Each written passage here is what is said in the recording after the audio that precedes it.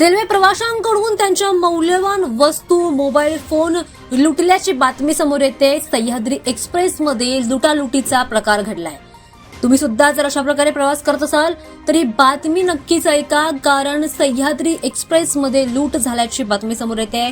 सातारा जिल्ह्यातील कराडमध्ये हा संपूर्ण प्रकार घडलेला आहे। सह्याद्री एक्सप्रेसमध्ये प्रवास करणाऱ्या प्रवाशांना लक्ष्य करून मोठी लूट झाल्याची धक्कादायक घटना घडली आहे। काही चोरट्यांनी रेल्वेतील सिग्नल यंत्रणेमध्ये व्यत्यय आणून मोठा गोंधळ निर्माण केला आणि त्याच संधीचा फायदा घेत प्रवाशांकडील मोबाईल फोन, सोन्याचे दागिने लंपास केले। या घटनेनंतर परिसरामध्ये मोठी खळबळ उडाली आहे। प्रवासी देखील घाबरले।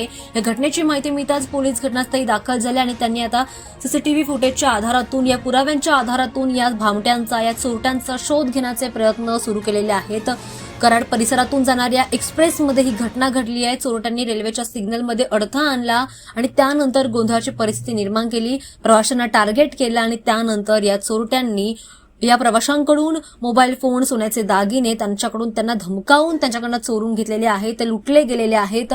दरम्यान बऱ्याच प्रवाशांचे यामध्ये मौल्यवान वस्तू ज्या आहेत त्या लुटल्या गेल्या आहेत। त्यामुळे हे प्रवासी देखील मोठ्या चिंतेमध्ये आता आहेत। स्थानिक पोलिसांकडून या प्रकरणाचा सध्या तपास सुरू आहे। अशा प्रकारच्या घटनांना आळा घालण्यासाठी आता विशेष पथक देखील सक्रिय करण्यात आलंय। दरम्यान या घटनेमुळे रेल्वे प्रवाशांमध्ये भीतीचं वातावरण निर्माण झालंय।